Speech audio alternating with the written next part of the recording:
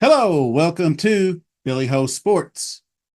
Breeders' Cup 2024, November 1st and 2nd. Be right around the corner. I've already released a preview video on the Classic, a top 10 list. Controversial, yes. Fun, also yes.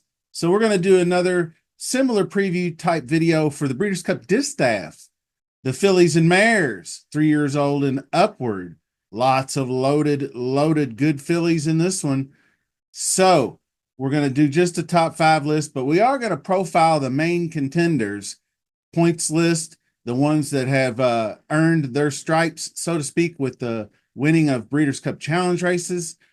Lots to cover. So make sure you are subscribed to the Billy Ho Sports channel. Follow me on X at Billy Ho Sports. Hit that like button, leave me a comment, and let's get into the contenders. Strongest field I remember in some time. I'm going to start with the 3-year-old filly that everybody's going to talk about. Shoe in for 3-year-old filly of the year, Torpedo Anna. Took on the boys in the Travers, nearly pulling off the victory. She was a little ho-hum in her most recent, the Cotillion, coming in from off the pace there. But she did get it done. She will need to be better for sure. That was her last tune-up, before the November race. She doesn't need to run in the Classic to prove anything. She's going to have her work cut out for her in this distaff. You got horses like Idiomatic, who's a 5-year-old mare by Curlin, last year's distaff winner. She'll be looking to give trainer Brad Cox like his 10th Breeders' Cup victory. So she began her dominant run, I believe, in the Grade 3 Shawnee, June of 2023, and she's only lost twice, finishing a close second, losing by just a head to both Randomized, who is a competition, heavy competition, and Raging Sea, an up-and-coming 3-year-old who flipped her at the wire.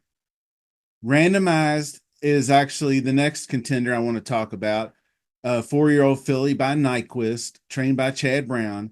Runner-up to Idiomatic at Santa Anita last year, but she got her revenge. She finished second this year in the Ruffian. Then that big win in the Ogden Phipps over Idiomatic, and a 4th place finish in the Personal Ensign stakes most recently. And she had a stumble at the start, a little bit of trip trouble. So 4th place there. So that brings me to the next contender, who is Raging Sea. Was 4th, kind of a flip-flop of it, really. 4th in the Ogden Phipps, but she found her stride after that. She won the Grade 2 Chuvy, then the huge win in the Personal Ensign, where that might be her most impressive. She must have been 6 or more lengths off the lead by the 3/4 pole. Idiomatic set kind of a fast pace, so she unleashed the drive down the stretch where she was able to run down Idiomatic and get that win. She finished her final prep in the Beldame, where she had a hard-fought victory heads up. But both those, Raging Sea and Idiomatic, finished their final preps this weekend, and both of them had their work cut out for them. Well, Idiomatic not so much, but definitely the Beldame was a hard-fought heads-up win. Now, off the beaten path a little bit, Sugarfish is another contender. West Coast gal, just 3 years old, multiple graded stakes winner. You may not know much about her. Quickly developing into a force. She got a pair of Grade 2 wins that bookended a 6th place finish in the Clement Hirsch. Now, the bookend wins were small fields, not very tough competition. Then she went head-on versus Adair Manor and Scylla, who are another older horses. So she's not likely to be a winner this year, but I think that's a horse we can watch grow. Brings me to another 3-year-old contender, which is Candied, trained by Todd Pletcher. Resume is pretty good as anyone for her short career as far as the 3-year-olds go. maybe not Torpedo Anna, but she won the Alcibiades at Keeneland and a third in the juvenile fillies back in 2023 as a 2-year-old.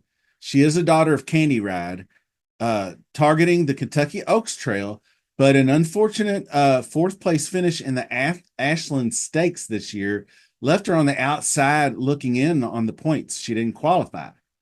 So took a layoff, came back to win the Ladies Secret Stakes, then second best to Torpedo Anna in the American Oaks, and ultimately her most recent lost a heartbreaker to Power Squeeze in the Grade 1 Alabama.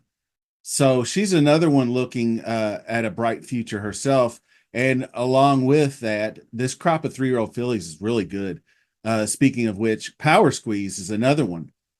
Power Squeeze didn't really burst on scene until last spring. She did, by way of being at the Gulfstream Park Oaks, where she took on the field there and ran down Ways and Means, who was a really highly touted filly in her own right coming into the season.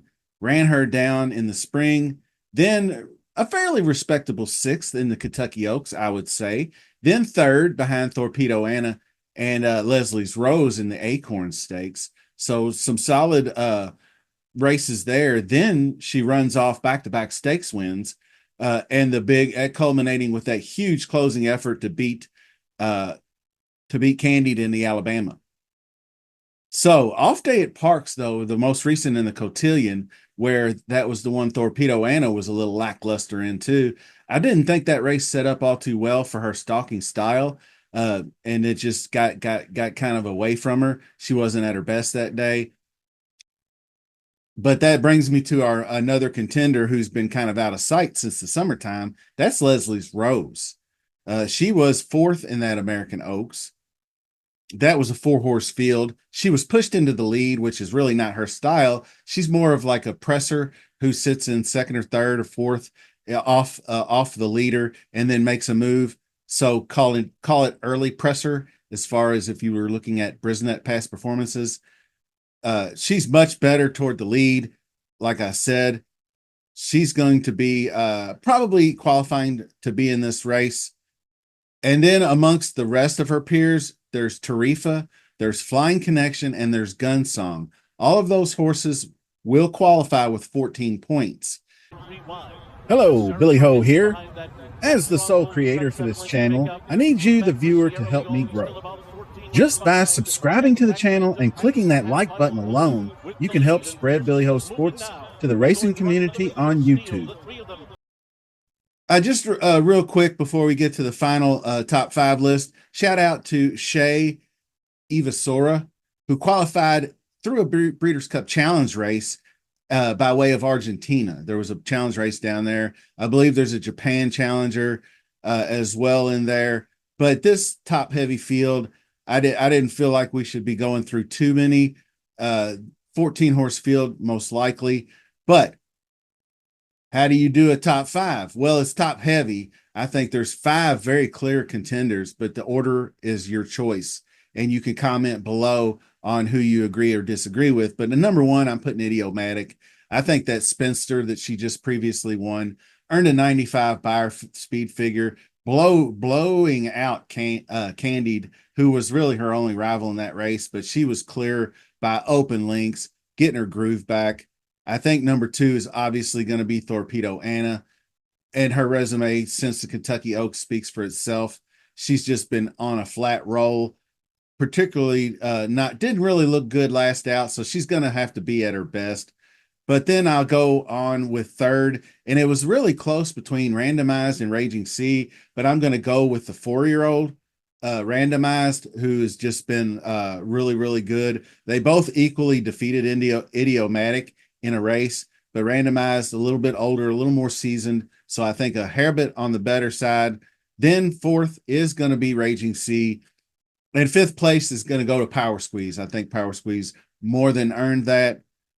So those are 5 ladies I will very be interested in coming into the Breeders' Cup Distaff. That's going to do it for the preview show for the Breeders' Cup Distaff. $2 million on the line in that race. So looking forward to it. Hope you are too. More content to come. Make sure you're subscribed and you're smashing that like, leaving comments, sharing on social media. Billy Ho Sports. Till next time, see you soon.